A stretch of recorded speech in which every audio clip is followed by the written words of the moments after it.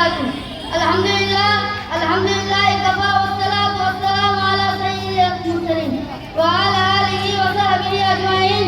أما بعد، قال الله تعالى: أعوذ بالله من الشيطان الرجيم. بسم الله الرحمن الرحيم. اقرأ باسم ربك الذي خلق، خلق الإنسان من علق. اقرأ ربك الأكرم الذي علم بالقلم. آج کے 15 اگست میں میری تقریر کا عنوان ہے یوم آزادی. 15 اگست بھارت کا آزادی کا دن ہے. یہ دن ہے جب 15 اگست کو منایا جاتا ہے، کیونکہ اس دن 1947 عیسوی میں بھارت کو برطانیہ کی غلامی سے آزادی حاصل ہوئی تھی. اس دن کو بھارت میں قومی تقریب کے طور پر منایا جاتا ہے.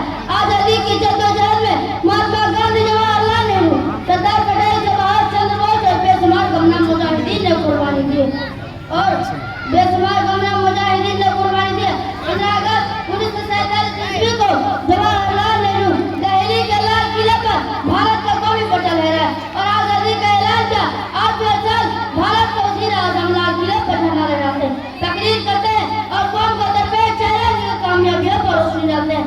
اسکولوں، کالجوں، سرکاری دفتر میں بھی جھنڈا کشائی کی تقریبات ہوتی ہے. حب الوطنی کے گیت گائے جاتے ہیں، عوام میں جوش و خروش پایا جاتا ہے. 15 اگست ہمیں آزادی کی قدر اور قربانیوں کی یاد دلاتا ہے. یہ دن ہمیں ایک جدید بھائی چارے اور ملک سے محبت کا پیغام دیتا ہے. میں